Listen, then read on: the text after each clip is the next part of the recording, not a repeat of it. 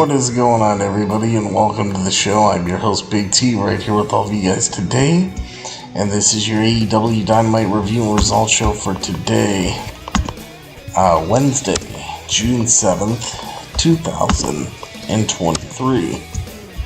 And boy, oh boy, what a night we had tonight, folks. What a night we had. Adam Cole and MJF had a face-off. Adam Cole challenges MJF to an AEW World Heavyweight Championship match. We'll talk about this and so much more right here tonight on Beyond the Ring with Big T. So kick back, relax, and we'll get this party started. Hit the introductions, and your AEW Dynamite review and results show will be coming up next. Don't go away, because I will be right back.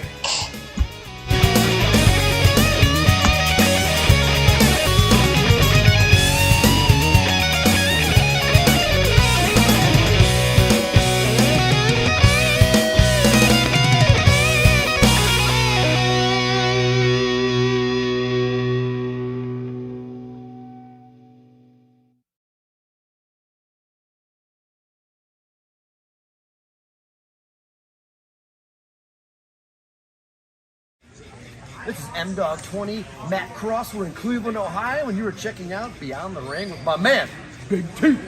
Thank you, man. Big T.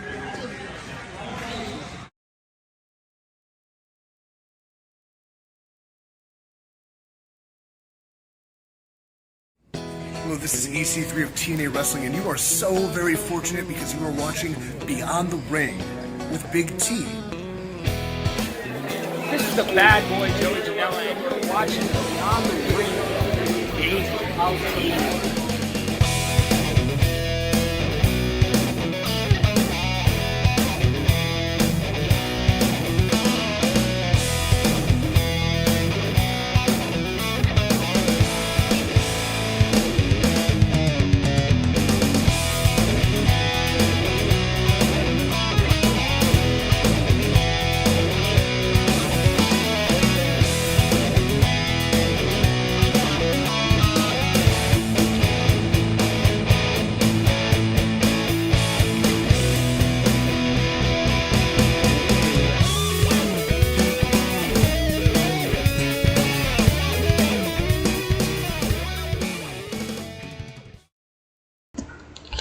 Alright, how's everybody doing out there tonight?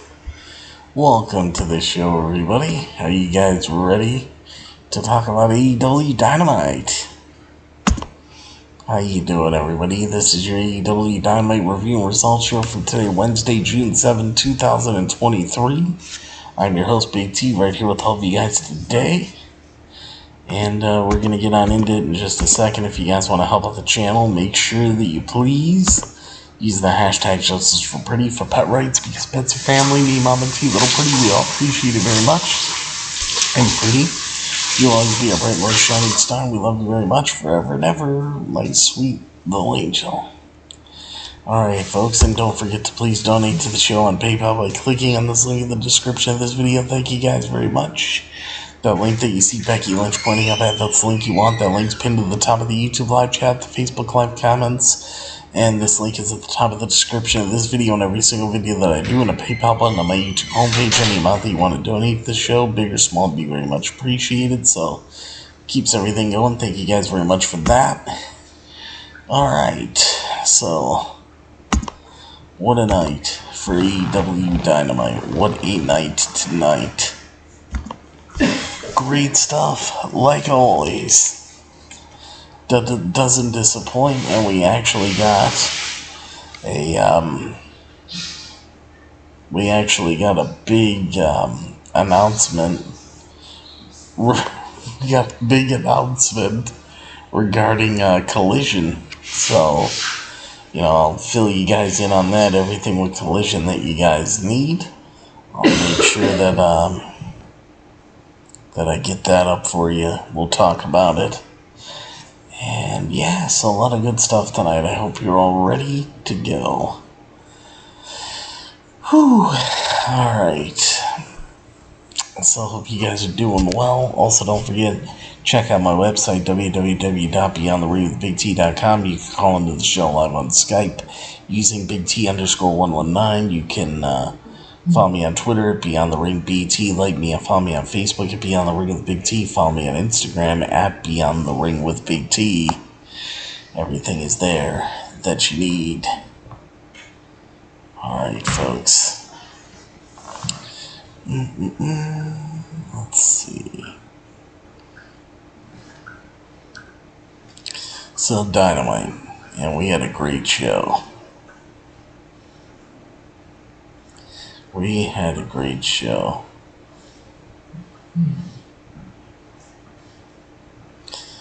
Alright.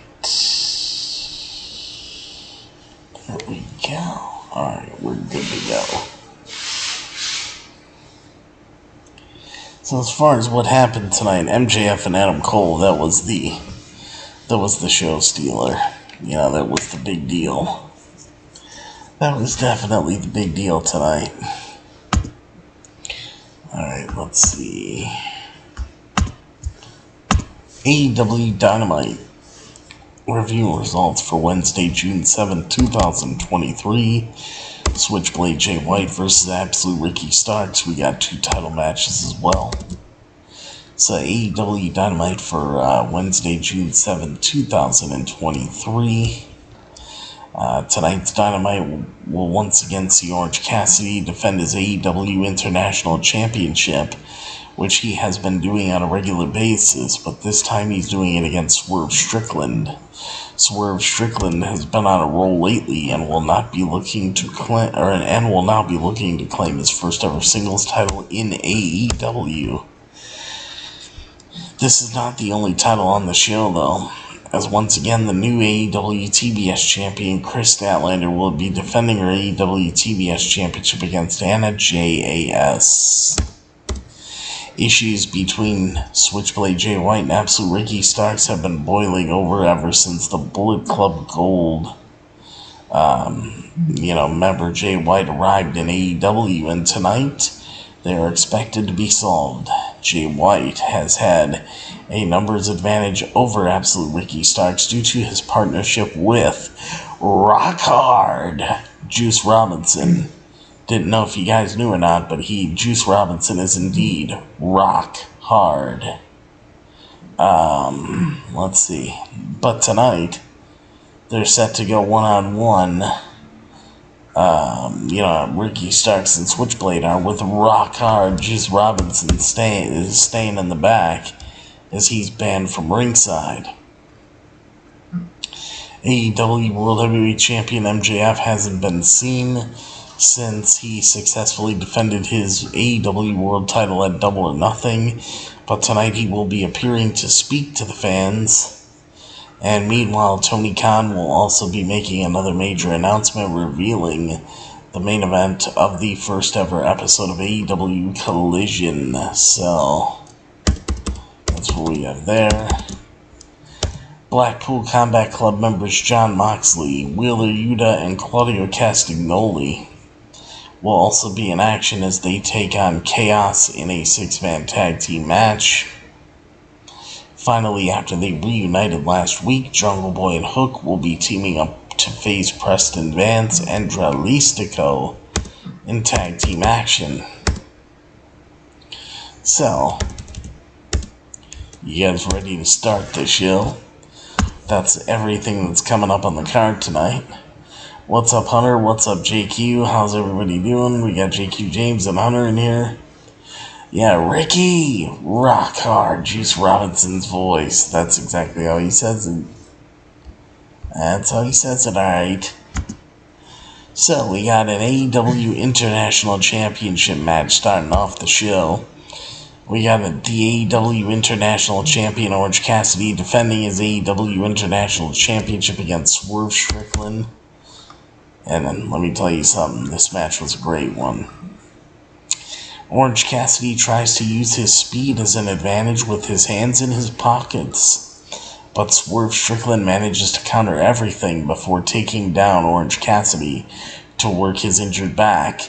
Orange Cassidy responds with a submission of his own before pulling the ropes and sending Swerve to the floor. But that works in Swerve's favor, as he starts sending Orange Cassidy into the barricade as he slams his injured hand into the ring post. Orange Cassidy responds well and then dives out of the ring to attack Swerve, while he follows it up with a diving crossbody. Back inside the ring, he tries to hit the ropes, but Swerve grabs his pants, Orange Cassidy's pants, and then nails him with an elbow strike. Both men head to the top turnbuckle, and both men end up going face first into the turnbuckle as they both fall to the floor simultaneously. However, as Orange Cassidy tries to get back into the ring, Prince Nana distracts him, and that allows Swerve Strickland to kick Orange Cassidy in the back. Orange Cassidy fires back with several elbow strikes and a super kick, but his back gives in when he tries to hit the beach break, yet he does hit the Stun Dog Millionaire. Orange Cassidy tries to continue, but Swerve rolls and dives up to pull up Orange Cassidy down to the mat. Orange Cassidy then attempts his slow punches, those slow, light punches that he does. But then he gets a backslide which almost catches Swerve out. But he does then plant Swerve with the DDT. Now, despite that, Swerve manages to drop Orange Cassidy onto the ring apron with the Death Valley driver, and he looks for a double stomp from the top turnbuckle, but Orange Cassidy pushes away and fires back with not one, not two, but 3 super kicks before DDTing Swerve on the floor from the ring apron. Orange Cassidy then nails a diving DDT from the top turnbuckle, but Strickland kicks out of that. Prince Nana then gets on the apron, but the distraction backfires as Swerve ends up accidentally knocking Orange Cassidy to the floor. But, knocking Orange Cassidy to the floor. Orange Cassidy immediately hits the orange punch and then the beach break, but Swerve kicks out. He then dives outside to keep up the attack, but Swerve catches him and hits a brainbuster on the floor. He nails the house call and then the diving foot stomp, and this time it is Orange Cassidy who kicks out.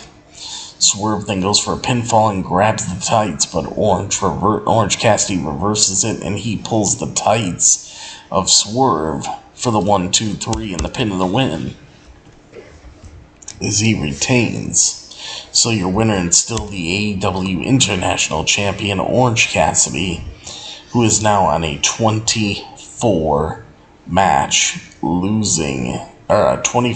winning streak. the Mogul Embassy members hit the ring and they attack Orange Cassidy until the lights go out, and when the lights come back up, Sting and Darby Allin are in the ring with baseball bats with the whole, Mogul Embassy clearing out of the ring. So, looks like you got Orange Cassidy, Sting, and Darby Allin against the Mogul Embassy. That'll be incoming. Now, let's see. JQ says, I don't know about you guys. I was hoping Swerve would win the championship. If it was any time to pull the trigger for Swerve to be champion, this was it. I mean, I definitely see your point there. You know, if you're going to pull the trigger for Swerve, now was the time. But the whole thing is, I would much rather have Orange Cassidy be the champion, because Orange Cassidy, he's putting on really high caliber matches. He is. Orange Cassidy's international championship title defenses, they are some of the, they're some of the best matches on the entire show. Orange Cassidy's really coming into his own. He's becoming a workhorse. He has a great body of work with the matches that he's putting together. And the whole thing is, I understand, maybe give somebody else a chance with the international title. I get it. But I think Orange Cassidy's just too good to deny him right now. Let him keep going with this. And honestly, if anybody's going to take that title off of Orange Cassidy, let me tell you something. No disrespect to Swerve, because I think Swerve is great at what he does. But I don't think Swerve's the guy. I really do not think that Swerve is the guy. And I'll tell you who I think is the guy. Miro. I think Miro would have to be the one to take the title from Orange Cassidy. And then you build Miro up as as a monster international champion. If anybody's going to take that title from Orange Cassidy, Miro's got to be the guy, not Swerve. Like I said, no disrespect to Swerve. He's been great at what he does. I'm not discrediting his work. But at this point in time, Swerve is not the guy. He's just not. I see Miro being that guy. Let's see, the International Championship is definitely the AEW version of the WWE Intercontinental Championship for sure. For sure, that I agree with. That's a workhorse championship right there so far. Let's see. Bro sounds like the Cleveland Indians from 2017 with the win streak. Yeah, he does. He does. It will be Hunter Track who will take the international title. I heard he's pretty talented. Some say a 5-tool player. Hey, there you go, man. Make your open challenge to Orange Cassidy right now. Go ahead. Go ahead and do it, man. He's waiting for challengers. Maybe you're the guy. Maybe you're the guy. Alright. So, let's see. Oh, we got Amber Alerts going off now. Even when you put your phone in silent mode, you can't cancel out these alerts for some reason. I don't know why, unless I'm not doing something right, but some Amber Alert just went off. Alright. Yeah, all these emergency things like Amber Alerts,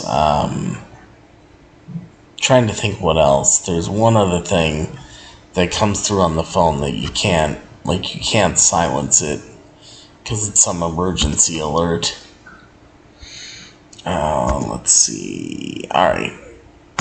So yeah, this was a great match. It did what it needed to do. I'm excited to see the Mogul Embassy against Orange Cassidy, Sting, and Darby Allin. So I think this is all going to be good. liking what I'm seeing for sure. Anyway, guys, after this, we get some Blackpool Combat Club action. Let me tell you something. This version of the Blackpool Combat Club that Jon Moxley has been leading the charge with, I love it. Blackpool Combat Club is heels. They're like the perfect faction. I gotta open up my water. Let's see, imagine next week, Tony Khan's announcement, Excalibur brings us backstage. TK starts off with the announcement, thanks guys. Next week we will have an international championship match. Orange Cassidy versus Hunter Tracy. Hey man, send it to TK. Hunter, just go ahead and send it to TK. I'm telling you. Alright. Now, I do have some good water here. As you guys know, I got the Fiji water. Love when I have this stuff. There's the Fiji fact on the back tonight. Alright, let's take... Oop. Don't want that. There we go.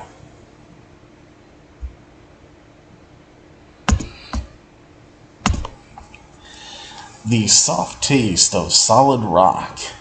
The distinctive taste of Fiji water is years in the making. That's how long it takes tropical rainfall to filter through ancient volcanic rock and naturally acquire the silica that gives Fiji water its signature soft, smooth taste.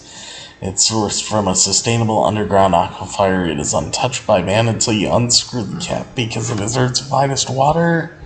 And you're damn right it is. You can't get any better than a good old Fiji water. Love this water. That's why I always try to drink it with you guys.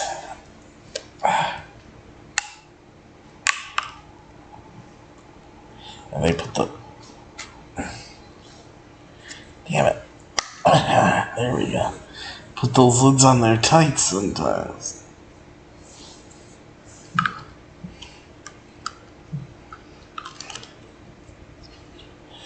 Alright, just getting this on here. Then we're gonna go forward with the show. Cheers, guys.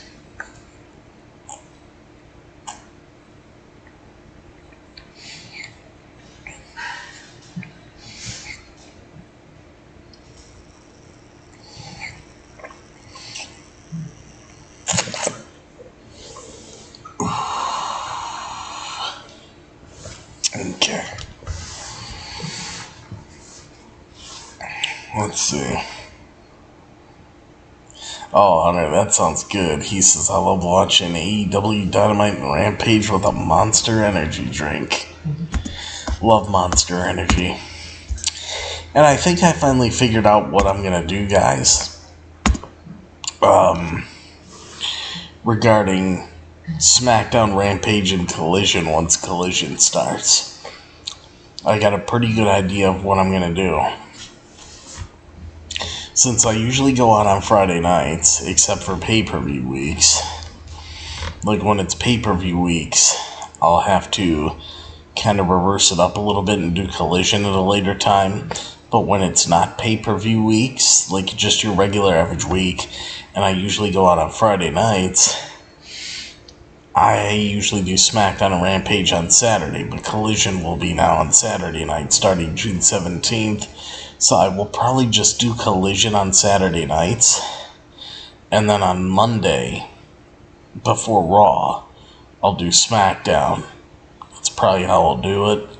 And then like Wednesday during the day before Dynamite, I'll do a quick Rampage thing and do it like that. So I'm not adding any days onto my schedule. I'm just putting a couple bonus shows, you know, in like before Raw, before Dynamite, because Rampage is usually only a 30-minute review. So, that's something easy to do. So I think that's how I'm going to go about it, because Collision's going to be huge. You saw the main event that was made tonight. And I don't think I'm going to put that show on the back burner. I really don't. I think I'm going to review that on Saturday nights. And then SmackDown and Rampage will be, brought out at later times. That's right, Hunter. You keep AEW with AEW and WWE with WWE. Because, like, Mondays before Raw, I could come on and do SmackDown before Raw. Wednesday before Dynamite, I could come on and do a quick Rampage stream before Dynamite. And then it keeps the AEW and WWE days the same. And then you guys still get Collision live after it happens on Saturday nights, when I would usually do my SmackDown and Rampage streams. Instead, you'll be getting Collision. So, there you go. What's up, Andy? How's it going? But, yeah, I think that's what we're going to do. That's going to be my schedule going forward. Once June 17th gets here, we still got one more week. So this weekend, you'll still get the usual SmackDown Rampage on Saturday night. But the Saturday night after is when everything is going to change as far as SmackDown and Rampage coverage. Just so you guys know ahead of time. Because, you know what? If Collision was the show, I was going to wait all the way to Wednesday on a Dynamite day to do it. But you know what? Collision's going to be too big. SmackDown and Rampage, especially Rampage, not really that big. So I can hold off on that. But Collision is going to be huge. So might as well just do that one, on the night it airs. But yeah, Blackpool Combat Club versus Chaos is our next match.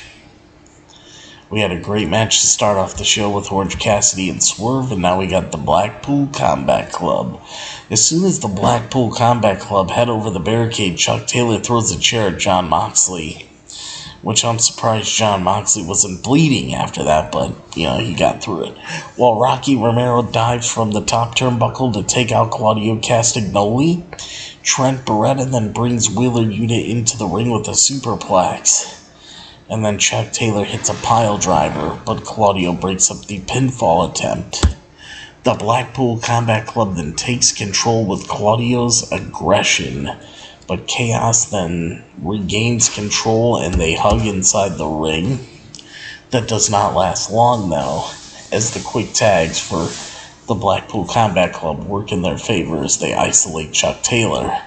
But he responds with a knee strike that allows Trent to tag in, and he explodes with a spear to Moxley and then a backdrop. Rocky Romero tags in and hits a crossbody before sending Yuta and Claudio out of the ring as well. The distraction allows Moxley to get a shot in on him until Trent returns when Trent returns and they nail double drop kicks and then more double team moves. Best friends work together to hit the strong zero, which they do on Moxley. They got a 2 count. Claudio makes it in the ring and he breaks up the pinfall just in time. But then he only ends up to be thrown outside of the ring. Rocky Romero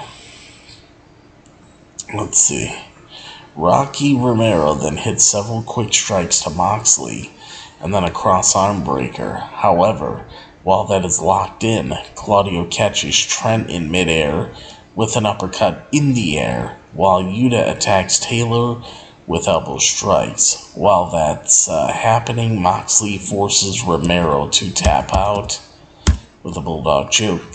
So, your winners here are the Blackpool Combat Club over Chaos in what was a great match, and it was fun, but the Blackpool Combat Club, they do come out on top.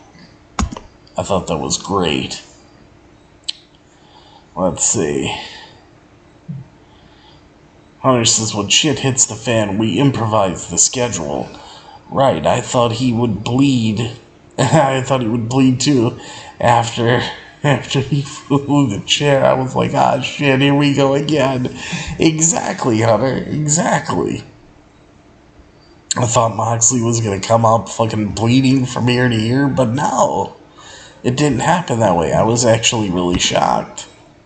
Moxley, I guess, didn't want to get colored tonight. Maybe he wanted to take a night off from bleeding. I don't know. I really don't know. But yeah, it was pretty cool. It was a good match. So far, 2 matches in, I mean, they've done their job. They've done their job of what they need. Let's take a look here. What do we got next?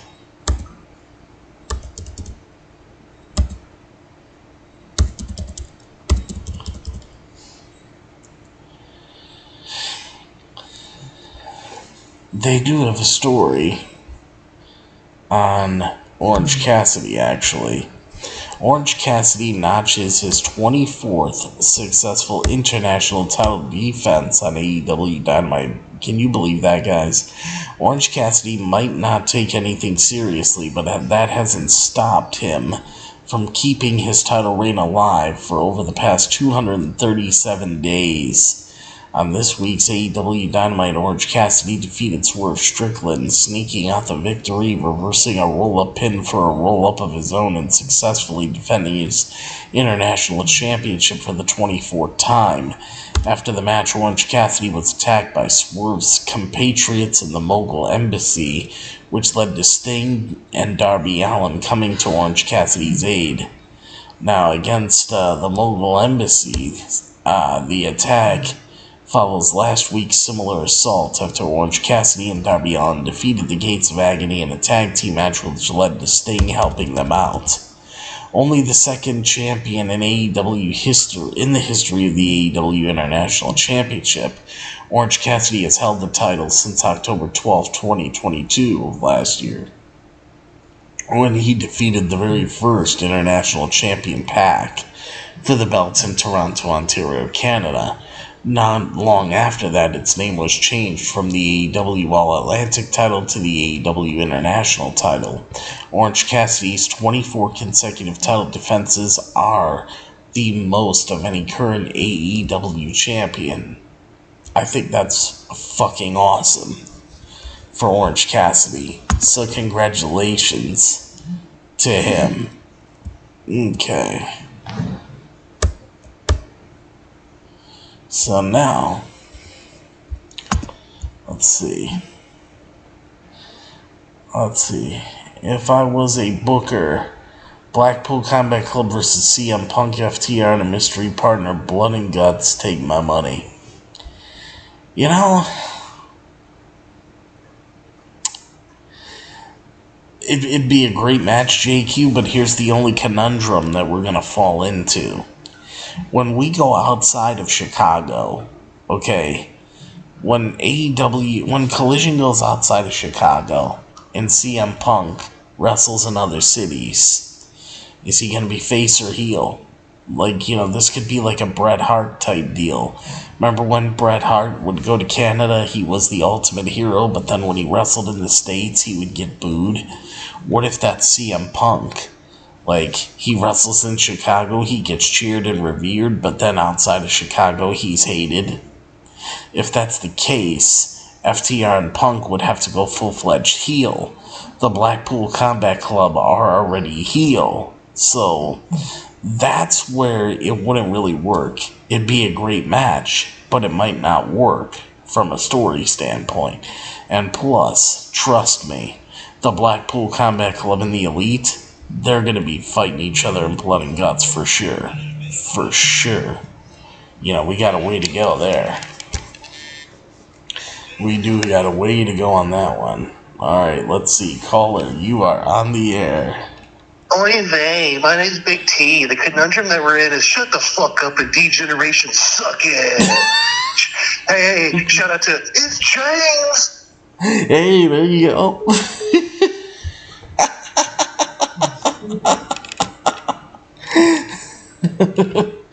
Oh, that was funny. Oh, man. You never know what you're gonna get. Remember, D-Generation, suck it. Yeah, but so I would go with the elite, and Blackpool Combat Club for sure, in Blood and Guts. But that's a good match. That's a good match idea. Let's see, Hunter. At this rate, I wonder who loses more blood in a whole year: women during their period or Jon Moxley?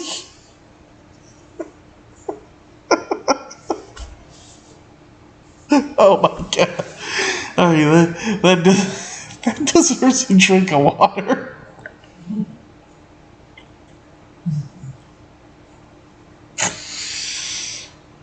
I think he's tied with Roman Reigns for most title defenses. Actually, Hunter, you're close. I think Roman's at 28 successful title defenses, and it took him almost 3 years to do it. Orange Cassidy's already at 24 in fucking 8 months. Holy shit.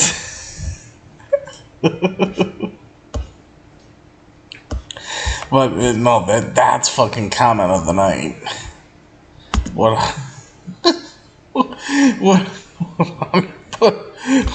Hunter put right there. At this rate, I wonder who loses more blood in a whole year: women during their period or Jon Moxley. It's the best one I heard yet. Oh man. Okay. Oh shit. So Blackpool Combat Club win was a good match, but Hangman Adam Page and the Young Bucks, Matt Jackson and Nick Jackson, are shown backstage, and they challenge the Blackpool Combat Club to a 6-man tag team match. So let's talk about this. Because the Blackpool Combat Club are to take on the Hung Bucks next week on AEW Dynamite. The Hung Bucks are when the Young Bucks team up with Hangman Adam Page. They call themselves the Hung Bucks when they're a trio. So, before the faction leaders clash in the ring at the highly anticipated Forbidden Door event on June 25th in Toronto, the American Dragon Bryan Danielson's Blackpool Combat Club and Kazuchika Okada's Chaos faced off in a trios match on tonight's AEW Dynamite. Tough Chuck Taylor, Trent Beretta, and Rocky Romero put up a good fight. They were ultimately no match for the ultra-violence of Jon Moxley, Claudio Castagnoli, and Wheeler Yuta. But there's no rest for the wicked, and now another trios challenge has been laid out to the Blackpool Combat Club, set for AEW's return to Washington, D.C. After Bryan Danielson's crew claimed their latest victory, the Young Bucks and Hangman Adam Page appeared backstage to suggest another massive trios contest. Understandably still heated after Double or Nothing's Anarchy in the Arena match, the Hung Bucks are still out for BCC blood. They question whether Mox, Utes, and Claudio can take care of business without the aid of the American Dragon or their new allies Konosuke Takeshita and Don Callis. It issued a challenge that was quickly accepted by Bryan Danielson.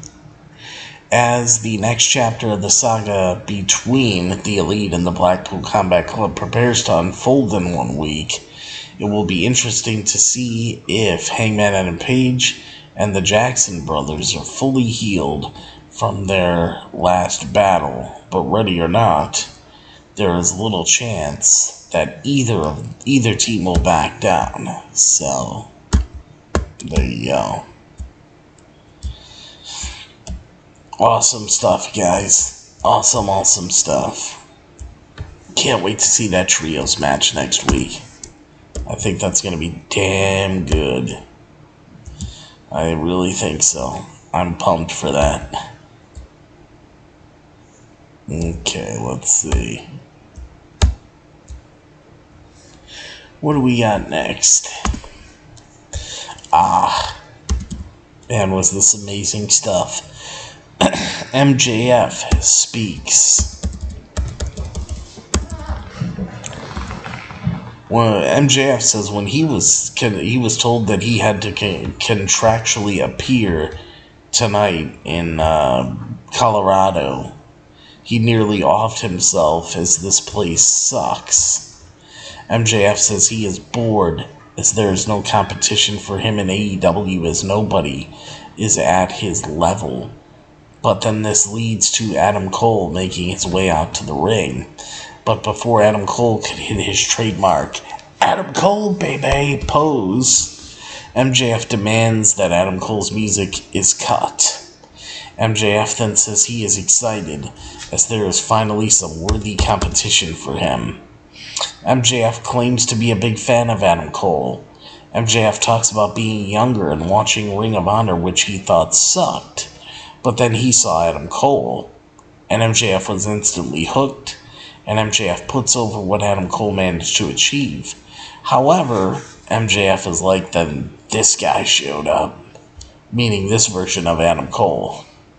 And MJF asks, what happened to Adam Cole? He used to be the Panama Playboy, and now he's the Panama Game Boy. And his his balls are in Britt Baker's purse. MJF also mocks Adam Cole's body, and he claims that Adam Cole is so frail that he actually makes crack whores jealous. I mean, oh my god, MJF is actually, like, just in savage mode right now. Carlitos, what's up? Yeah, rest in peace to the Iron Sheik, a true legend in wrestling. I'm gonna read an article on him a little bit later. But yeah, Iron Sheik tragically passing away at the age of 81 today. And when I get through this promo segment, I'll go through an article that I had queued up about the Iron Sheik here. But,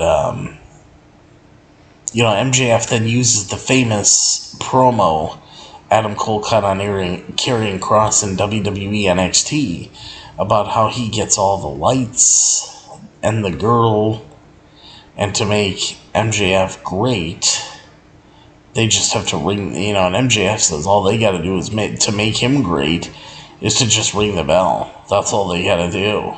They don't have to try to put things around Adam Cole to, they try to put things around Adam Cole to make him great, but MJF says they don't gotta put nothing around me, they just gotta ring the bell, and I'm great. MJF then says, I read a rumor online that someone in Titan Towers didn't see anything in you. And that person's name is Vince McMahon. Which I was like, holy shit. MJF name-dropping Vince McMahon on AEW television. After he says that, MJF then looks in the camera and he's like, who I'm a big fan of, by the way. Meaning he loves Vince McMahon. MJF says at first he wasn't sure how Vince did not see top guy material in Adam Cole. He was thinking, man, is the old guy finally lost it? But MJF says, you know what? Now that I see you standing here in front of me, Adam, I see that Vince was right. I mean, this shit was getting personal fast. Really fast. Now, let's see. That Vince was right.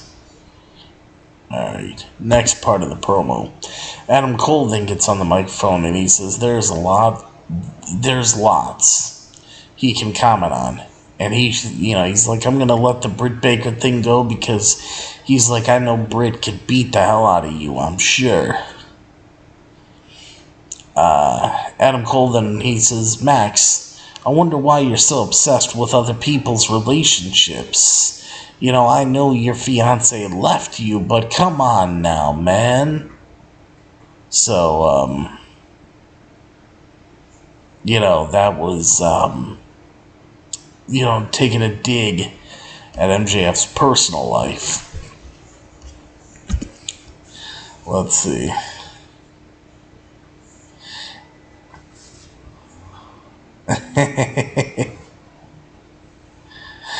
Hey, Carlitos, thank you, man. Anyone tell you look like a young Val Kilmer and a young Emilio Estevez? Hey, man, thank you. Thank you. I know Carlitos already said he looks, he looks like Antonio Banderas, but he also did say, he looks like Russell Crowe and Gerard Butler and Patrick Swayze, but only at Red Dawn and Ghost. Hunter says MJF should take Mama T out for a date.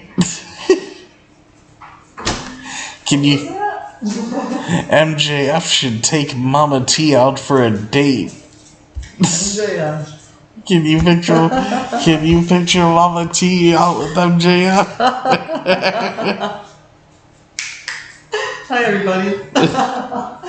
Bye. Oh my god. I think I'd pay to see those two out just to see how they talk to each other. That'd be, oh man. Oh my goodness. Let's see.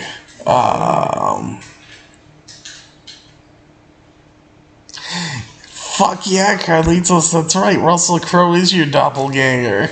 He is. You got that Russell Crowe face, man. JQ James says hi to Mama T. Hi, JQ. How you doing? Long time no see, huh? Hunter says MJF and Mama T is MJFT. There you go. That's funny. It works.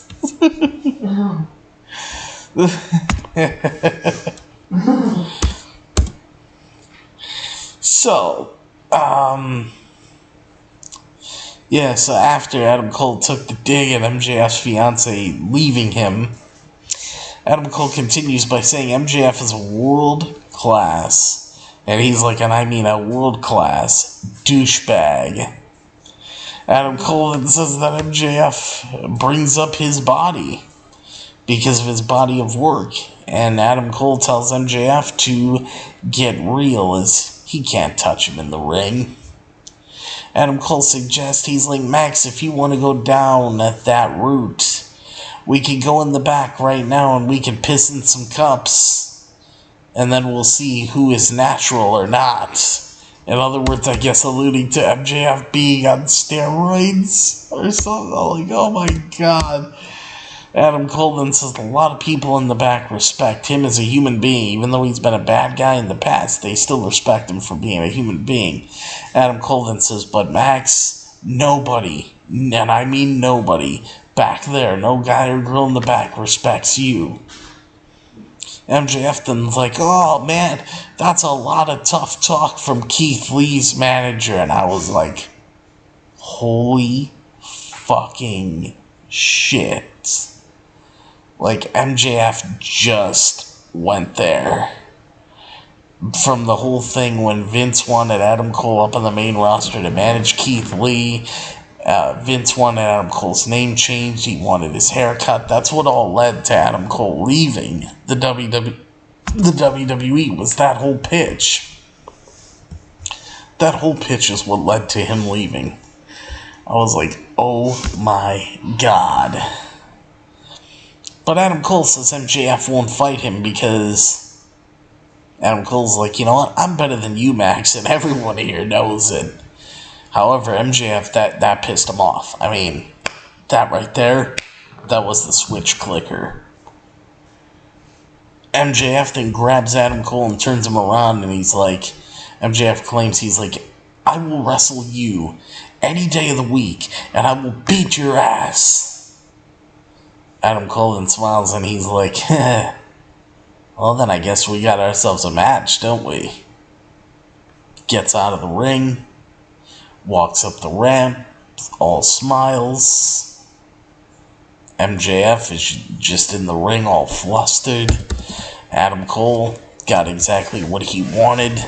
He goaded MJF into a match, and he got exactly what he wanted. It worked. So, yeah. JQ James says, I could watch MJF and Adam Cole cut promos all night. This should have been the main event for me. Exactly.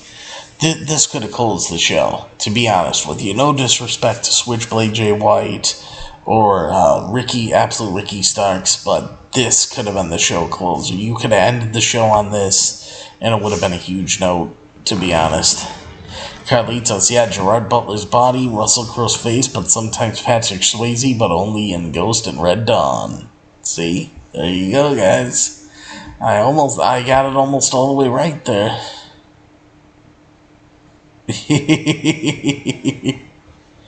Hey, sometimes these matches, man, like when they say go behind and mounting and stuff like that, yeah, it could sound like a weird porno. Because it'll be sometimes go behind or get on top and mount your opponent. You know, that's just how it goes.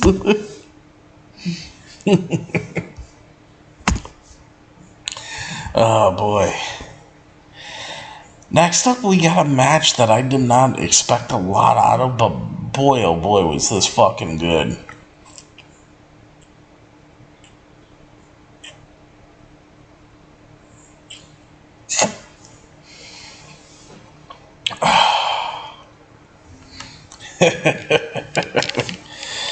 Yeah, you want to talk about a good fucking match. This was, when I even tell you guys about this tag team match, you'll probably be like, huh? And I'll be like, yeah, it was actually really that good. Alright. We got a tag team match. Hook and Jungle Boy up against Dralistico and Preston Vance. Yes, this match turned out to be fucking amazing. It's a crazy tag match. Dralistico and Preston Vance jump Hook and Jungle Boy as they make their entrances. And this was a Texas Tornado tag team match. Preston Vance and Hook were brawling through the fans while Jungle Boy uses a cable to choke Dralistico. Inside the ring, he then begins whipping Dralistico with that. Meanwhile, Hook delivers several knee strikes to Vance as he puts a trash can over the head of him and then hits him with a chair. I'm like, holy shit. Vance turns it around with his strength advantage while Dralistico and Jungle Boy trade big chops with each other. Vance and Hook then head up to the higher level of the stairs, but they begin brawling their way back down as Dralistico hangs up Jungle Boy on the ropes and then stomps him down from the top rope onto the ring apron. Meanwhile, Vance and Hook come back to the ringside area, with Hook hitting a diving punch with a steel chain wrapped around his hand. Now, at this point, that connection it bust Preston Vance wide open. I mean, blood was running out of his head, was covering, like one side of his face. It was a great visual. It really added to the match. Preston Vance was busted open, and Vance and Dralistico showcased plenty of aggression. It's like after he got busted open, Preston Vance just went crazy at the sight of his own blood. But yeah, showcasing plenty of aggression as Vance nails a huge discus lariat to Hook, and I mean, that was a stiff discus lariat. So Vance then wraps the chain around Hook's neck and starts to choke him out, but Jungle Boy breaks it up with a chair shot to the head, as Hook then suplexes him back through a table on the outside. In the ring, Jose, the assistant, tries to get involved but gets trapped into a submission, while Jungle Boy puts Dralistico in a snare trap for the submission win. And your winners are Jungle Boy and Hook. Amazing tag match. I mean, really, guys. This was an amazing tag team match. That was an amazing, amazing matchup. Jungle Boy and Hook win. What a tag team match, for sure. Let's see. Fiji for life, Carlitos. You got that right. JQ James. Hook is a young beast. Definitely the future of wrestling, for sure. Yeah, Hook is amazing. I mean, that kid has all the potential He really does. He has all the potential in the world. He's going to do big things. He's going to do big things in wrestling. No doubt about it. Let's see. Alright, what else do we got? I know a dude with one hand. I call him Hook all the time. I don't think he likes it. That's what Carlito says. Oh. Yeah, I don't know if he'd be too big a fan of that. But.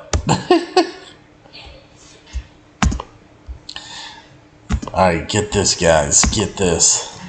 After this great tag team match, Tony Khan is then shown backstage as Tony Khan reveals Switchblade Jay White, Rock Hard, Juice Robinson, and Samoa Joe. They will take on CM Punk and the AEW World Tag Team Champions FTR in the main event of the first ever AEW Collision episode on June 17th in a trios match. CM Punk's return match and first AEW Collision main event announced on AEW Dynamite. Another Wednesday night meant another announcement from AEW President Tony Khan. And yes, once again, it's about AEW Collision. And yes, once again, it's about CM Punk. This time, Tony Khan announced the main event of the premiere episode of Collision, which will also be CM Punk's return match. CM Punk will team up with AEW World Tag Team Champions FTR, Dax Harwood and Cash Wheeler, to face the Bullet Club Gold's Jay White, Switchblade Jay White, and Rock Hard Juice Robinson, who will team with Ring of Honor World Television Champion Samoa Joe. This confirms that the 6 men would be involved in the heavily anticipated main event. The match will be Punk's first since All Out of 2022, after which Punk went on an infamous rant during the post-show media scrum, which led to a locker room altercation between CM Punk, Ace Steel, the Elite, and members of AEW's Talent Relations crew. Punk's pending return has been a divisive topic in AEW, with a rumored roster split occurring between Dynamite and Collision to keep wearing personalities separated, though the nature of the rumored split is still unknown. AEW Collision is set to premiere on Saturday night, June 17th, on TNT. So there's the announcement. There's everything you need to know. Amazing stuff, guys. Let's keep it going. Konosuke Takeshita. He heads down to the ring to face Damon Ace. And Konosuke Takeshita, he immediately brings Damon Ace down to the mat and hammers him down with right hands as he connects with a big elbow strike to the back of the head. And then the power drive knee strike for the 1-2-3 and the pin in the win. So Konosuke Takeshita gets the win over Damon Ace. Don Callis then gets on the microphone and claims everything Kenny Omega has is because of him, and this is all Kenny Omega's fault, why Don Callis is doing what he's doing. And the crowd was booing so loud you could barely hear Don Callis yelling on the microphone, which was another great thing. I love the heat on Don Callis, and I laughed so hard. I saw in the sign, I don't know if you guys caught it, I saw a sign in the audience, and they hate Don Callis so much because the sign said, Don Callis likes to eat hot dogs without chewing.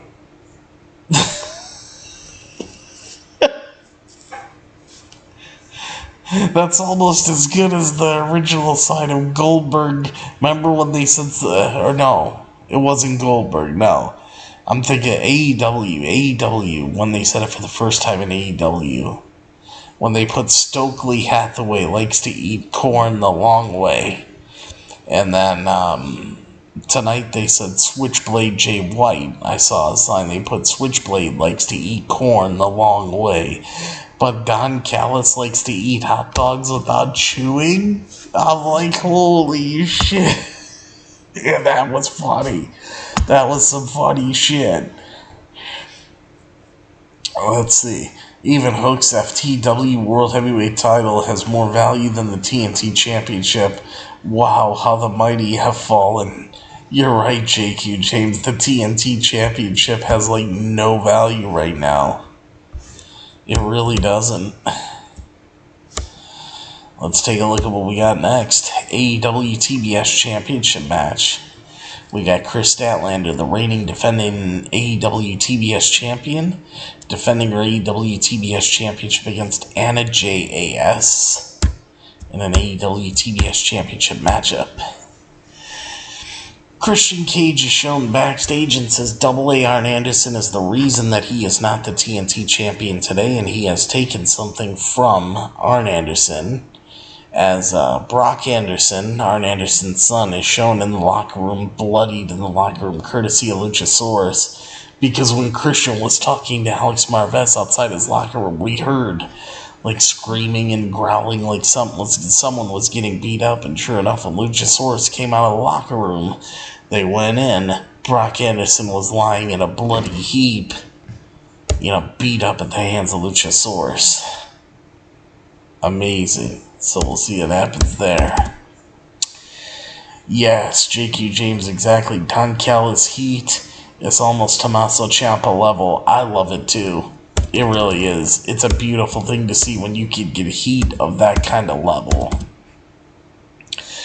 Chris Statlander starts out in control by using her power advantage to throw around Anna Jay. But she then gets out of the ring and runs away until Daddy Magic Matt Menard provides a distraction. Anna Jay then tries to kick her in the face, but Statlander catches it and pulls Anna down onto the ring apron. Back inside the ring, Statlander rocks Anna with a kick to the face, but she misses with the charge into the corner, and Anna follows up with a spinning heel kick. Anna then connects with another kick to the face, but Statlander responds, and they go back and forth with strikes until Statlander comes out on top, as she hits a couple of running boots and then a power slam. But as she goes to the top rope, Daddy Magic Matt Menard provides a distraction, which allows Anna Jay to throw Chris Statlander down to the mat. Statlander gets distracted again, and that allows Anna to lock in the Queenslayer submission.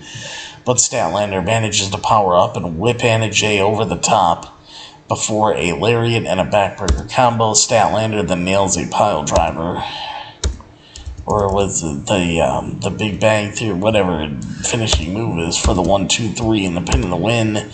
Your winner and still the AEW TBS champion is Chris Statlander. Now we got Taya Valkyrie is shown watching backstage, visibly upset by the result of this. Again, maybe they're going to turn Taya Valkyrie heel. She's going to say it should have been her. She should be TBS champion, and then she'll feud with Chris Statlander. It's just looking that way right now, with where we're at this point. So we'll just have to keep an eye on this and see where it goes. Because you never know what they can do. You never know what they can do for, with any of this. But, they got a little bit more on Adam Cole and MJF. Adam Cole emerges as the next challenger for MJF's AEW World Heavyweight Championship. On tonight's AEW Dynamite, Adam Cole firmly positioned himself as the next challenger for Maxwell Jacob Friedman's AEW World Heavyweight Championship. And the promotion has announced that Adam Cole will take on MJF on next week's episode in a championship eliminator match on Dynamite. So that's been, I guess, made official. So obviously Adam Cole's gonna beat MJF somehow, which I don't think MJF should be beat at all.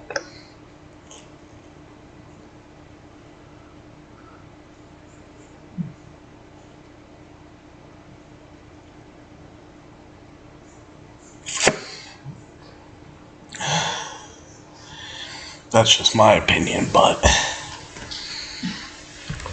in a war of words, MJF verbally berated Adam Cole on a range of issues, as MJF's verbal tirade referenced online chatter about Adam Cole, his time in Ring of Honor, and WWE NXT, and rumors about his departure from WWE, including a direct reference to Vince McMahon. Adam Cole struck back, saying that MJF's verbal attack wasn't anything he had not seen on social media before. MJF called Adam Cole's verbal retort bold words from Keith Lee's manager, but ultimately Adam Cole chastised MJF for not being a true champion, saying that a true champion wouldn't just trade barbs on the microphone, but rather would fight him. He emphasized that no one respects MJF, and Adam Cole says he was better than MJF and the fans knew it. Before Adam Cole could exit the ring, MJF grabbed Adam Cole and told him that he'd fight him any day of the week. Adam Cole got the last word, saying, "Looks like we've got ourselves a match." Should Adam Cole defeat MJF next week, then he will win a title match opportunity. MJF's fourth defense of the AEW World Heavyweight Championship in the half a year that he has held the title. It is unknown where such a match between the two would take place, but the upcoming Forbidden Door event is the most likely option, particularly given MJF's notorious disdain for New Japan Pro Wrestling, the promotion that cross-promotes Forbidden Door with AEW.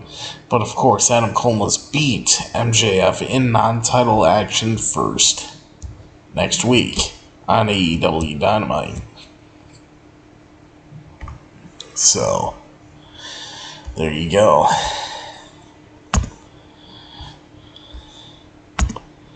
Pretty good stuff, huh?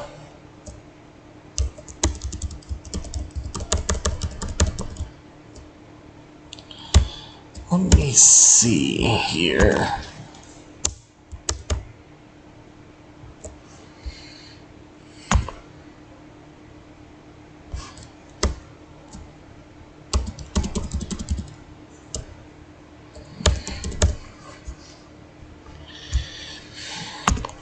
Hold on, I'm looking for...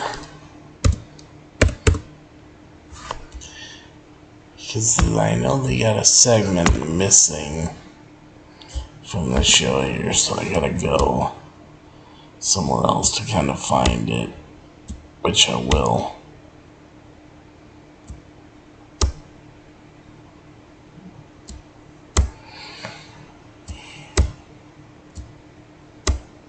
Okay. Times collision announcement. Oh yeah, Don Callis, when he took the microphone, he said unlike last week, he will be heard this week.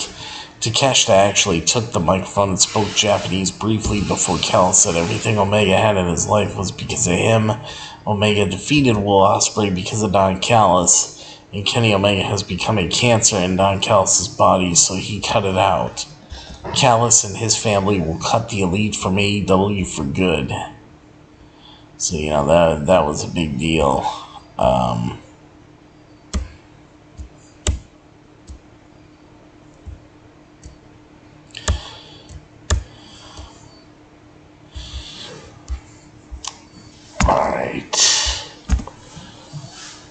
What do you think of this idea? Toni Storm, our women's champ, Saraya, TBS women's champ, Ruby, Soho women's strong style champion, Outcast of champions. Hey!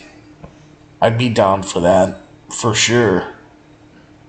For sure. I think that's actually a good idea. Except, I think Saraya would make a better women's champion, the world champion, and then you have Toni Storm as the TBS champion and move her down one. That's what I would do. But other than that, that's a pretty good idea on where you could have the Outcast really kind of run their group and even try to run AEW, with a little bit of an iron fist in the women's division. So, yeah, good stuff.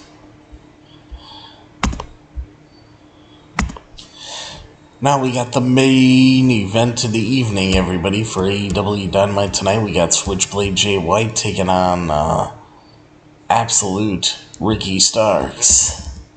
Ricky Starks immediately attacks Jay White as he makes his way to the ring and gets the jump on him early, immediately sending him into the barricade. After the match officially begins, White then starts to crawl to the top of the ramp, but Starks gives chase and he attempts to throw him off the stage, but White blocks it and pokes him in the eye. As they head back to the ring, White catches Starks with an elbow strike, but Starks responds with a suplex on the outside as the match once again turns as White connects with a chop as he then launches Starks into the barricade as he continues to remain in control back inside the squared circle with more chops. However, White goes for one too many and Starks responds with a stiff right hand, but he then blocks the DDT as White throws him up onto the top turnbuckle. From there, White connects with the suplex, and he then looks for the Blade Runner, but Starks blocks it and then charges in with a lariat. He follows that up with a big elbow and then a DDT, but White kicks out. Starks then looks for his finisher, but that gets blocked as White hits a Uranagi, and this time it is Starks kicking out.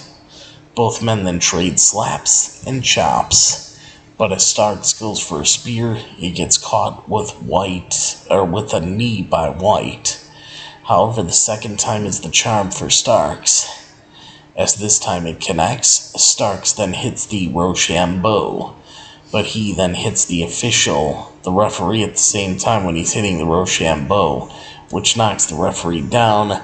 The Guns, Austin Gunn and Colton Gunn appear, and they hit the 410, and Jay White follows that up with a Blade Runner on Ricky Starks. The referee then comes to, doesn't see what happens, then gets the 1-2-3 and the pin and the win, and your winner is indeed Switchblade Jay White. And at this point, the Guns help Jay White defeat Ricky Starks on AEW Dynamite. Jay White picked up the win over Ricky Starks on AEW Dynamite, but not without help.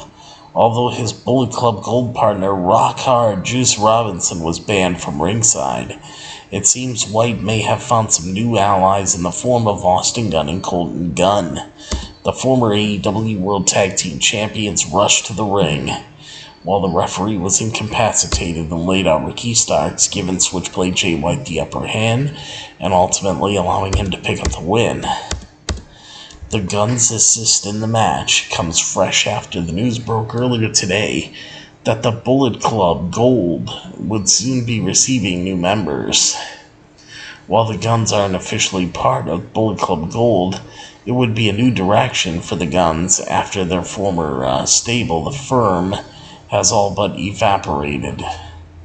FTR was also banned from ringside during the main event of the evening AEW Dynamite tonight, and the Guns' inclusion in the Bullet Club Gold storyline could carry into the new AEW Collision. As announced by Tony Khan, the main event of the debut episode of Collision will feature CM Punk and FTR facing Switchblade Jay White, Rock Hard, Juice Robinson, and Samoa Joe. It is possible that the Guns will continue to assist the Bullet Club Gold, and in the process once again serve as a thorn in the side of FTR, to whom they lost the tag titles to back in April. That was in Long Island, New York, right after WrestleMania, if you guys remember when that all happened. As far as the story goes here, AEW's Bullet Club Gold are getting new members imminently. The poet Robert Frost said, "Nothing gold can stay, but it appears Bullet Club Gold is here to stay." In AEW, Fightful Select is reporting that Bullet Club Gold is set to get at least one new member imminently, though there is no confirmation on who it may be. Former AEW World Heavyweight Champion CM Punk may be heading for a feud with Bullet Club Gold after he returns to AEW programming for the debut episode of Collision. A previous report suggested the proposed main event for the June 17th premiere of Collision was CM Punk and FTR versus Jay White, Juice Robinson, and Samoa Joe, Rock Hard, Juice Robinson, and Samoa Joe, but Fightful Select was unable to confirm whether or not Joe is or was planned to be a permanent addition to Bullet Club Gold. Back in Japan, Bullet Club proper recently made a number of additions at the recent New Japan Pro Wrestling Dominion event. United Empire's Dan Maloney and former Young Lion Clark Connors both joined the David Finlay-led Bullet Club. Former Bullet Club member Tama Tonga is currently working in New Japan Pro Wrestling without a contract, with the previously expelled Switchblade Jay White wearing Bullet Club colors in AEW. Former members like Tama Tonga or the recently expelled El Phantasmo are also possibilities. So that is the story there on the Bullet Club Gold situation. Couple more stories. Dustin Rhodes led celebration for retiring seamstress Sandra Gray ahead of AEW Dynamite. Now, Sandra Gray used to be with WWE, but went to AEW. All Elite Wrestling celebrated the career of its lead seamstress prior to Wednesday night's live broadcast of AEW Dynamite. Sandra Gray is retiring after a career in professional wrestling that began decades ago and has seen her outfit some of the biggest stars in the business.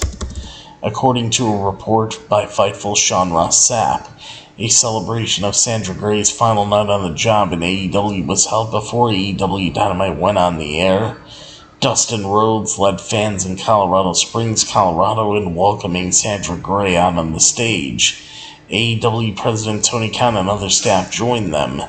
Sandra Gray's time working in professional wrestling began in the 1990s when she was recruited by Rena Mero, later known as Sable in WWE, to design the gear for her husband Mark Mero, who was performing in WCW at that time as Johnny B. Bad.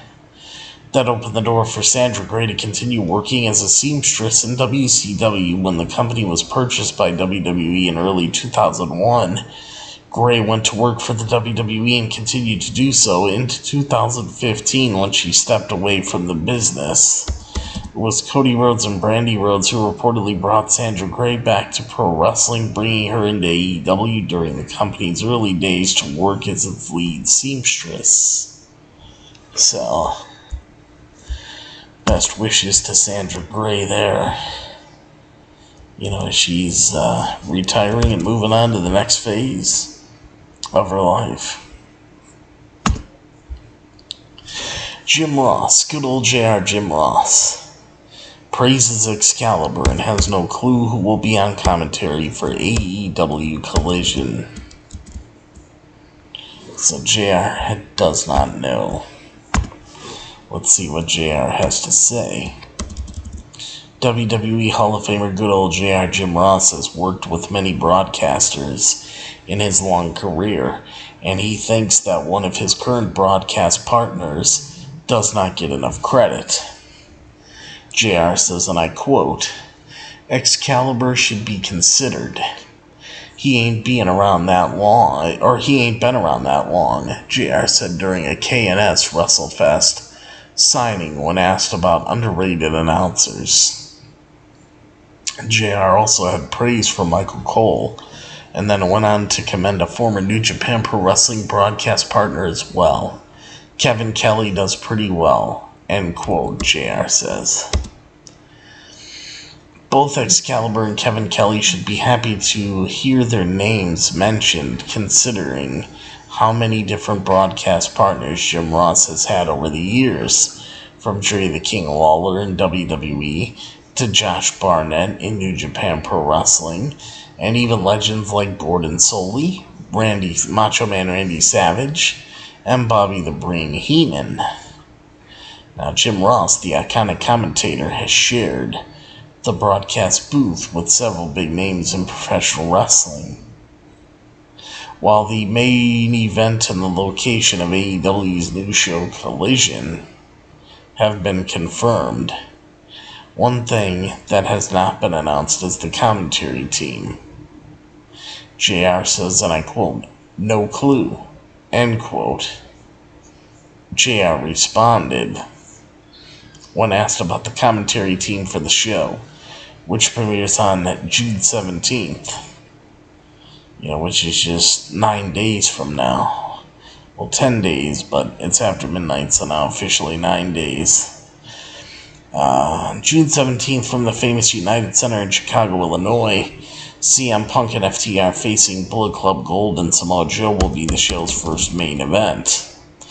AEW has a plethora of announcers to choose from, with Jim Ross, Excalibur, Tony Schiavone, as well as Ring of Honor commentators Ian Riccaboni and Caprice Coleman, all available to Tony Khan. AEW has also utilized wrestlers on commentary like former AEW World Heavyweight Champion Chris Jericho, who was on the headset for the early days of AEW Rampage. Good old JR Jim Ross has been used sparingly on AEW programming these days, and it remains to be seen if he will be brought back for the new show Collision, so we'll have to keep our eye on this one and see where it goes. But I was like, wow, yeah, pretty interesting. Now, got a couple things here that I'm going to end with because I'm sure you guys know about the news on the Iron Sheik today, which is shocking. It was really shocking.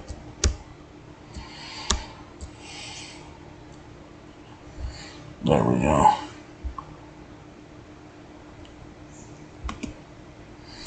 The Iron Sheik, WWE legend, dies at age 81.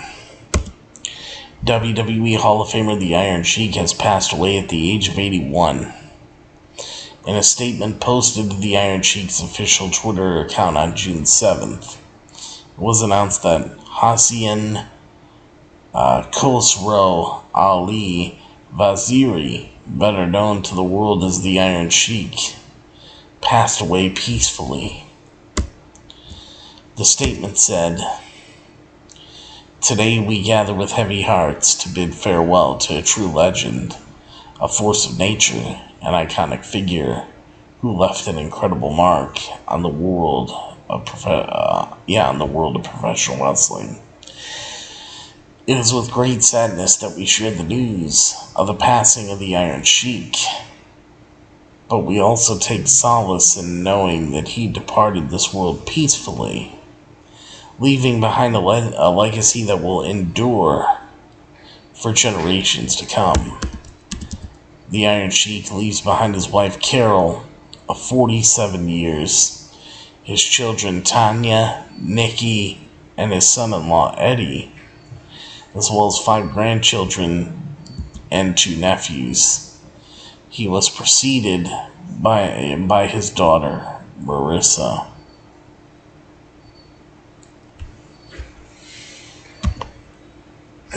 Very sad, always very sad.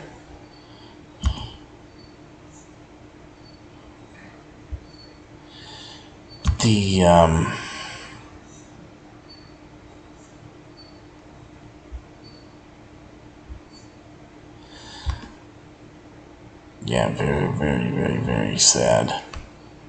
Very sad. Rest in peace to the Iron Sheik. Another legend. We just lost superstar Billy Graham a couple weeks ago, and now we lose the Iron Sheik. It's so sad. Now, the Iron Sheik's early WWF career. The Iron Sheik entered the industry in the early 1970s by training under Vern Gagne. He then made his WWF debut in 1979 by winning the first Battle Royal to take place at Madison Square Garden. After feuding with Chief Jay Strongbow and Bruno Sammartino, Sheik left WWF in 1980 but eventually returned in 1983. In that December, the Iron Sheik dethroned Bob Backlund to capture his only WWF World Heavyweight Championship at Madison Square Garden. After only a month of reigning as champion, Iron Sheik lost the title to Hulk Hogan in a moment that kickstarted Hulkamania. Later in the summer of 1984, Sheik feuded with Sergeant Slaughter, which resulted in a bloody boot camp match that Slaughter ultimately won. Sheik challenged Hogan for the world title again throughout the rest of the year, but his attempts were unsuccessful. In 1985, Sheik formed a successful tag team with Nikolai Volkov at the very first WrestleMania on March 31st, 1985. Sheik and Volkov defeated Barry Windham and Mike Rotunda to capture their first WWF Tag Team Championship. After several matches, though, Windham and Rotunda won their titles back in June. Now, as far as WWF departures and returns for the Iron Sheik. The Iron Sheik appeared at WrestleMania 2 by taking part in the WWF and NFL Battle Royal, which was ultimately won by Andre the Giant. Throughout 1986, the Iron Sheik and Nikolai Volkov vied for the tag team titles again, but came up short to the British Bulldogs on several occasions. Sheik and Volkov once again teamed up at the biggest show of the year, WrestleMania 3. They were only able to score the disqualification victory over B. Brian Blair and Jim Brunzell of the Killer Bees, thanks to Hacksaw Jim Duggan's interference. Later in October 1997, the Iron Sheik left the WWF, and the hiatus was short-lived, and so was his return, as Sheik competed again from February through July. Over the next few years, Iron Sheik made appearances in World Class Championship Wrestling, AWA, and WWC before landing, WCCW was World Class Championship Wrestling, but before landing in WCW, where he feuded with the likes of Sting and the Steiner Brothers. But by 1991, the Sheik returned to the WWF under the name Colonel Mustafa. That March saw Colonel Mustafa align with his former rival Sergeant Slaughter.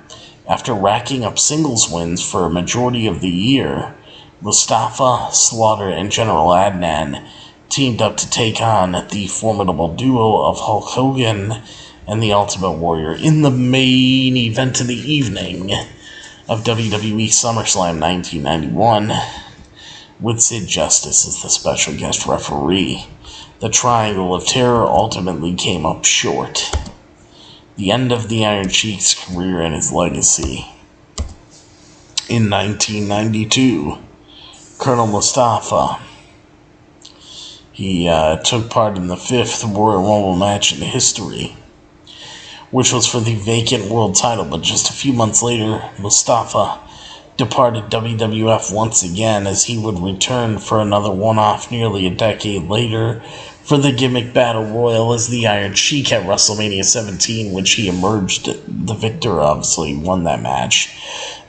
Sheik received his WWE Hall of Fame induction in 2005 during WrestleMania 21 weekend in Los Angeles, California. WrestleMania 17 was at the Astrodome in Houston, Texas. Iron Sheik made cameo appearances on WWE programming in the following years, and his last match took place on the independent scene in 2007. In recent decades, the Iron Sheik made several film and television appearances outside of the ring.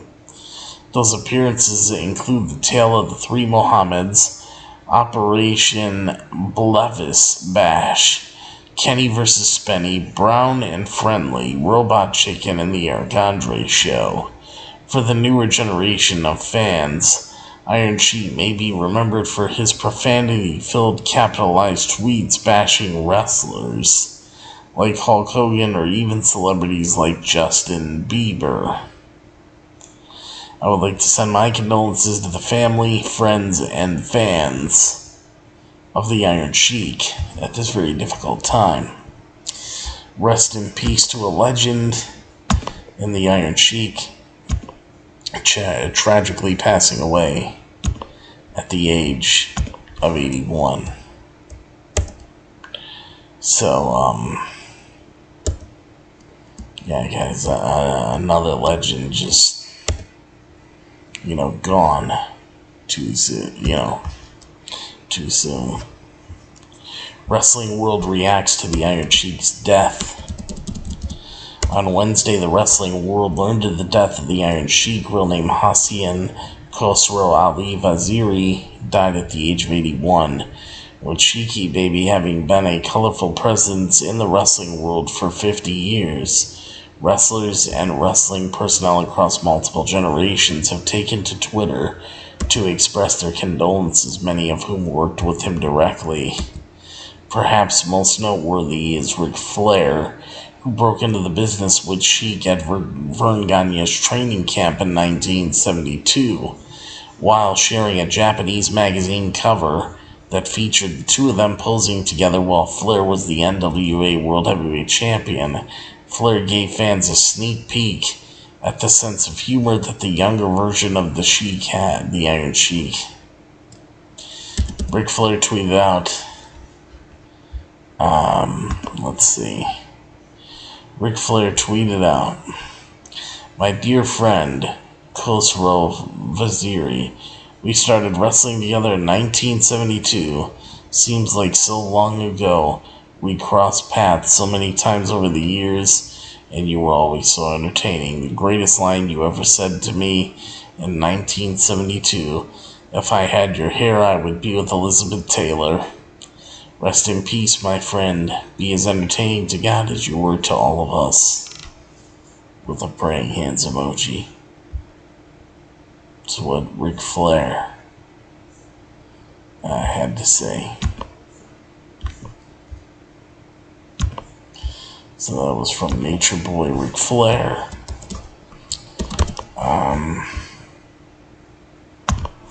Let's see.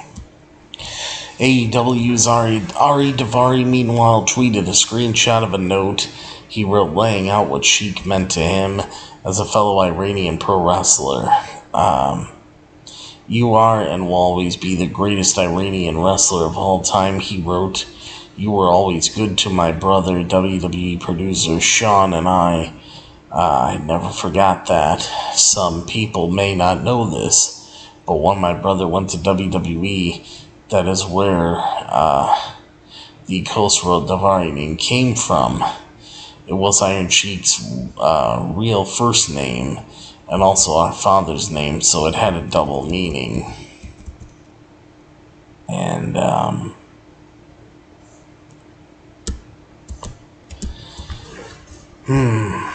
yeah, sad.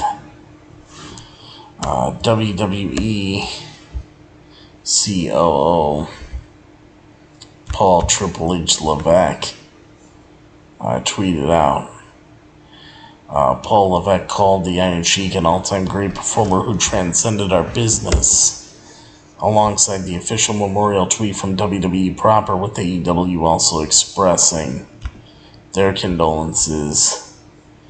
And Triple H said, "The legend, an all-time great performer, WWE Hall of Famer, brought his character to life and transcended our business. My condolences to the Iron Sheik's family, friends, and fans."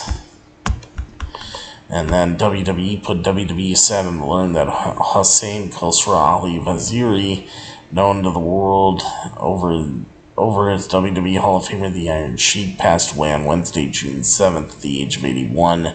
WWE extends its condolences to the Iron Sheik's family, friends, and fans. AEW tweeted out, "AEW joins the wrestling world in mourning of the passing of the Iron Sheik.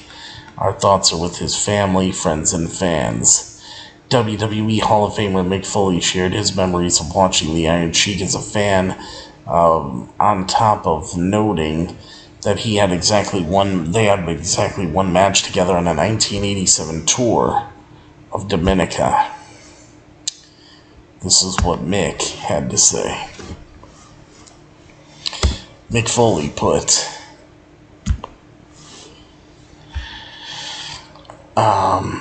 "Remembering the Iron Sheik.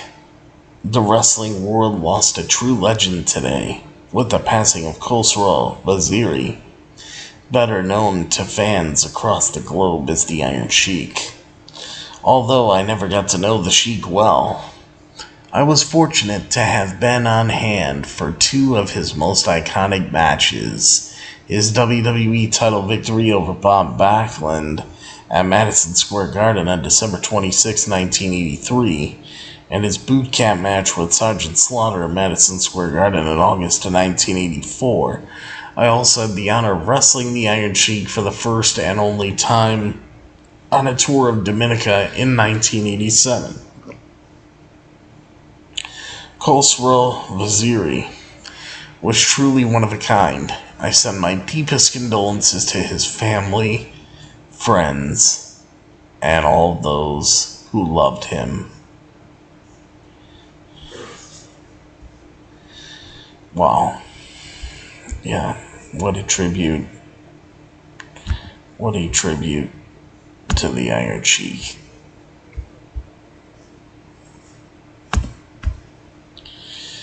Alright, other active performers. Other active performers to honor the Sheik include Zelina Vega, Nyla Rose, Miro, Renee Paquette, Natalya, and Samoa Joe, among others.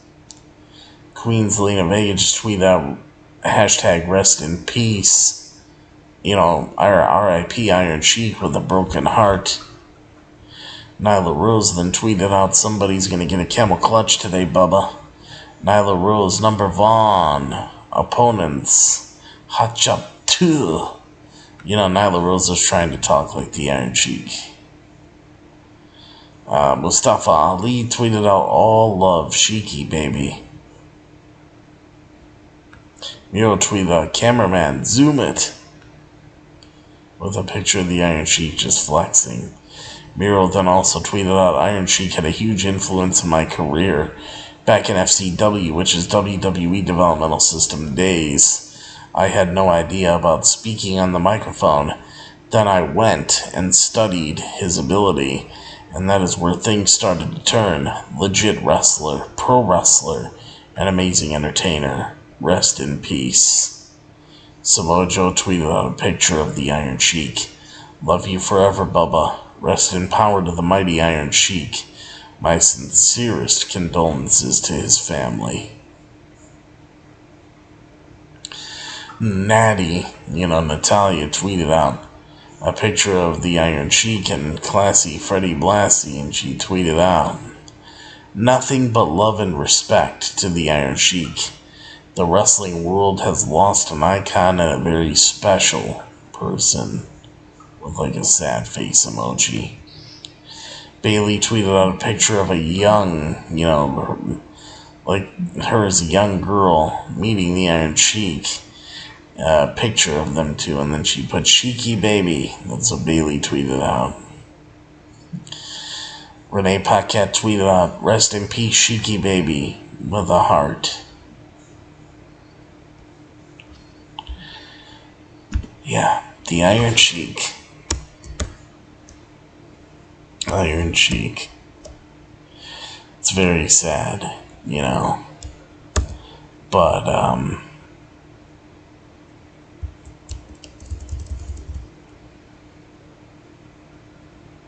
the Iron Sheik will always be remembered. Will always be remembered as one of the greatest performers. For sure. They got a follow-up story here on Sandra Gray, as I'm tying up some loose ends here before we get out of here. Longtime AEW seamstress Sandra Gray is reportedly retiring. Professional wrestling is as much an aesthetic business as an athletic one, which is why seamstresses like AEW Sandra Gray can be so important to a promotion's success. Fightful Select is reporting that AEW's lead seamstress is finishing up her duties on the road and will be retiring soon. Sandra Gray has been with AEW since the company's inception, just a small part of a long career designing wrestling gear. Initially, she was the designer for Mark Merrow's Johnny B. Bad character in the 1990s. Sandra Gray worked with WCW until the company was purchased by WWE in 2001, and then worked for the WWE until 2015. Former AEW Chief Brand Officer Brandy Rhodes reportedly hired the seamstress after her WWE tenure. During her time in WWE, Sandra Gray would sometimes make cameo appearances on the reality TV show Total Divas, according to Fightful. Even in retirement, Sandra Gray will continue to make attire for the American Nightmare Cody Rhodes. Sandra Gray has been a longtime supporter of Cody Rhodes, saying that she cried when Cody Rhodes left AEW to go back to the WWE. Sandra Gray said she was super proud of Cody Rhodes for wrestling in the main event of WrestleMania 39. Sandra Gray was not only responsible for the Johnny B. Bad outfits, as well as Cody Rhodes' current attire. She was also the mastermind of the famous blood drip design that Scott Hall wore during his tenure in WCW. Sandra Gray said, and I quote, "I had no clue it would become so iconic," Sandra Gray said of the famous design, "and we are still recreating that same exact look today that I did not think looked like blood, but I guess it looked like blood to somebody," end quote.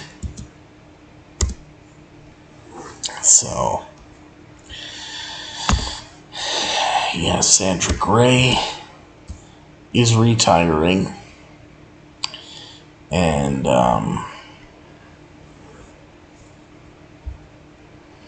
just a couple more odds and ends here as I try to finish this up good. Tony Khan and CM Punk's return. David Zaslav's coming up with AEW Collision. As of a week ago, CM Punk will return to All Elite Wrestling programming next Saturday night during the first episode of AEW Collision, which CM Punk quickly acknowledged on Instagram after it was announced by AEW President Tony Khan on AEW Dynamite. CM Punk has not been in AEW since All Out last September, where he won the AEW World Heavyweight Championship, suffered a torn triceps, and also got into a legitimate backstage fist fight with the Young Bucks and Kenny Omega. The nature of what happened meant Punk has barely been mentioned as well. But with the cat out of the bag, Tony Khan is now free to talk about Punk, which he did in an interview published by Sports Illustrated on Wednesday night. Tony Khan says, and I quote, "We have not seen CM Punk in a long time, since All Out last September," end quote, said Tony Khan. Now, starting up again, and I quote, Tony Khan says he looked great in his last match. To the fans, he's very important. He's very important to the company, too. He's been a big draw for us and historically throughout his career. And the launch of the new show happens to line up with the schedule on his rehab of his triceps injury. We have an amazing opportunity with AEW on Saturday nights on TNT starting June 17th. And it was truly the brainchild of Warner Brothers Discovery CEO and President David Zaslav. He asked about more AEW, specifically Saturday nights on TNT. When it was pitched to us by TNT, I was so excited. It is so exciting. The timing of Punk's return from injury coincides with the launch of Collision. End quote. Now, it is not clear as of this writing if CM Punk will be wrestling on the debut episode of Collision, but it is now, as we know. But Tony Khan will be announcing the June 17, 2023 Collision main event tonight on AEW Dynamite, which he did, and, now CM Punk's involved in that very main event. And in the last little news story that we have here, because this is a big one, Tony Khan expects Forbidden Door to be the best event AEW and New Japan Pro Wrestling have ever been a part of. Busy times are ahead for AEW. The new show Collision premieres on Saturday, June 17th, and just a week later, AEW and New Japan Pro Wrestling Forbidden Door occurs in Toronto, Ontario, Canada on June 25th. And while there have only been 2 matches announced for Forbidden Door thus far, Tony Khan has high expectations for this year's cross-promotional affair. Speaking with Sports Illustrated, Tony Khan predicted that Forbidden Door would not only upstage last year's event of Forbidden Door, but would be the high point for both AEW, which is All Elite Wrestling, and JPW, New Japan Pro Wrestling. It'd be the high point for both of them ever. Tony Khan says, and I quote, "Last year's Forbidden Door was a challenging time with a number of injuries and travel obstacles. And we were able to come together to put together the best event of the year in wrestling," says Tony Khan. "This year's Forbidden Door will be the best event either company has ever participated in," end quote. It may be a tad early to make such a declaration, even if the 2 matches already announced, Kenny Omega versus Will Ospreay, in a Wrestle Kingdom 17 rematch for the IWGP United States Championship, and the first ever encounter between Kazuchika Okada and the American Dragon Bryan Danielson, give Tony Khan plenty of reasons to be confident. Tony Khan has also promised that the Owen Hart Cup tournament would officially kick off at the Forbidden Door sequel. Although no participants have been revealed yet, last year's winners of the Owen Hart Cup were Adam Cole, Bebe, and Dr. Britt Baker, DMD. And we'll find out what happens with this year's Owen Hart Cup. So yeah, quite a bit of stuff there, guys. Quite a bit of stuff. But I'm glad that I was able to go through it for you.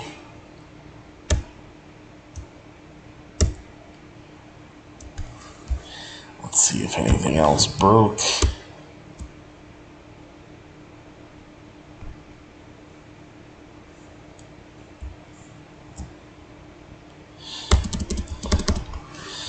The only other thing that I see,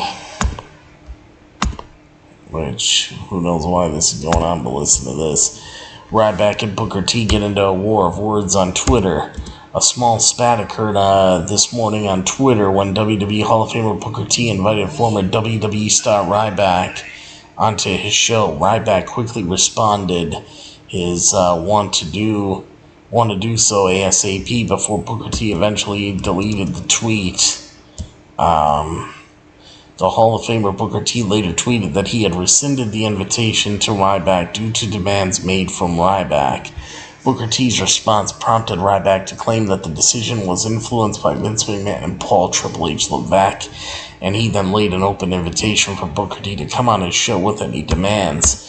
The Twitter spat seems to have been caused by recent comments from Booker T, with the WWE Hall of Famer saying that Ryback talks like someone who has been in the business a lot longer than he actually has been. Booker T also questioned Ryback's frequent criticism of WWE and his lack of wrestling appearances elsewhere. The comments are not exactly new, with Booker T having previously been very open about his lack of respect for Ryback. Ryback recently revealed that WWE had given up the trademark to the Ryback name. He teased a poll on Twitter for where he should wrestle next. Despite the tease, there is no word on if or when the big guy will ever wrestle again. Ryback's last in-ring appearance came nearly 5 years ago for Northeast Wrestling. And there you go. That's it. That's all the news. That's all the news. So there you go. Alright, guys.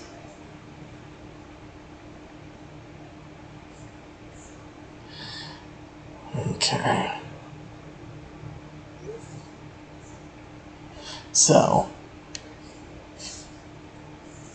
that does it. And as far as the rating goes for AEW Dynamite tonight, what's up, Darth, by the way? How you doing?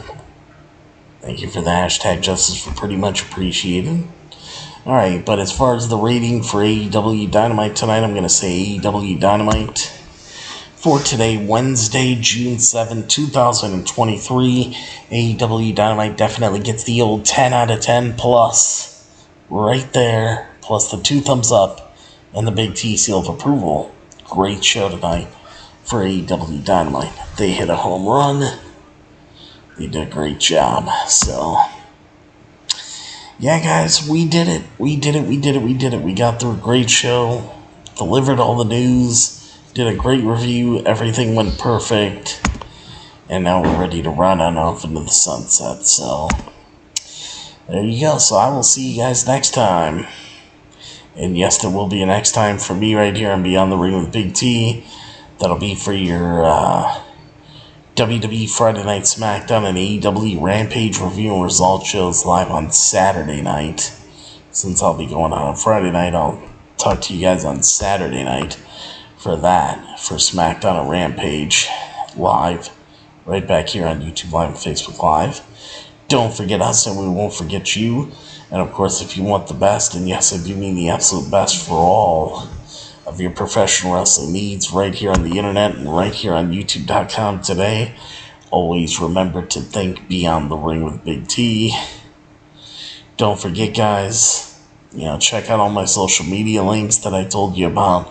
Don't forget to leave your likes, comments, and subscribe to the channel as we keep everything going onward and upward here.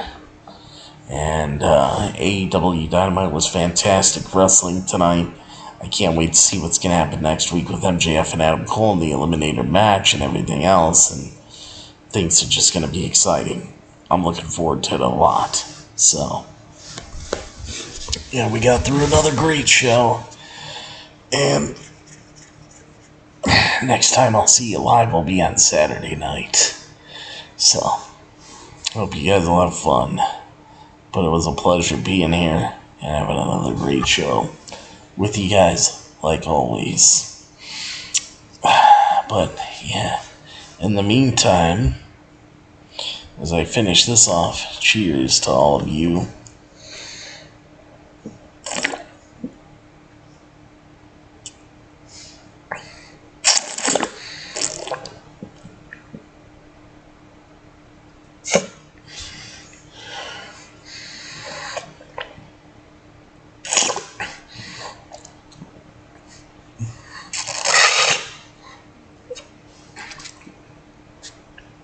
There you go.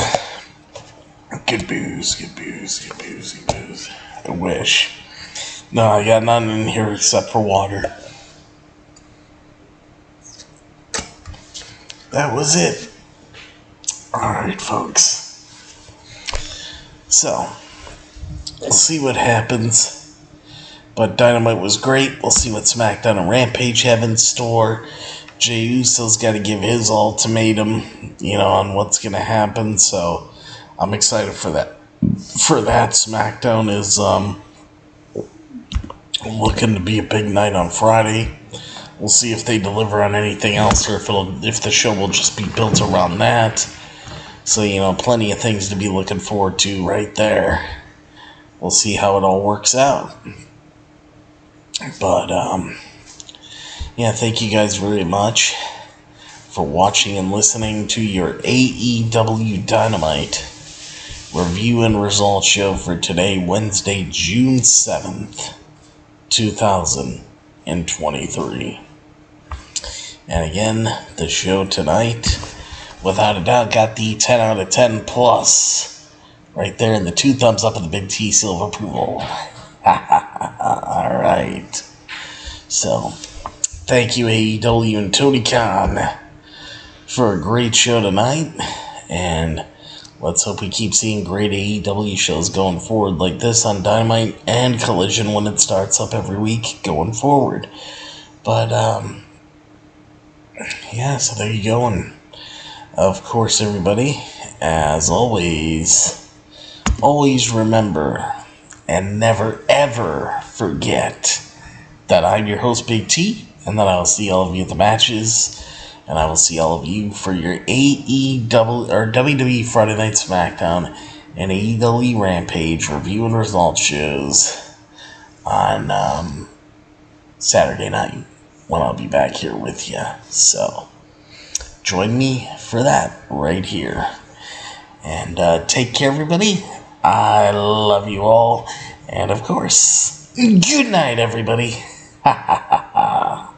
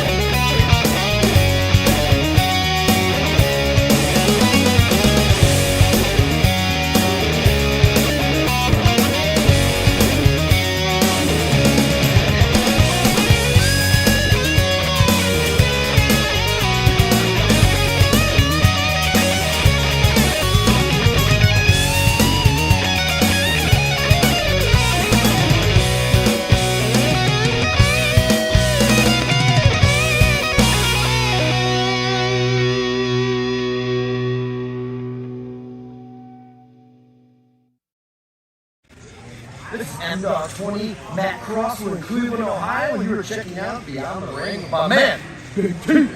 Thank you, man. Big T.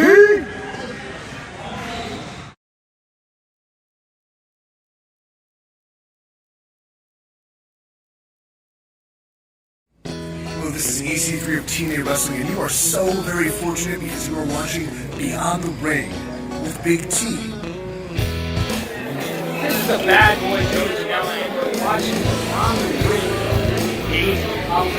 Ring.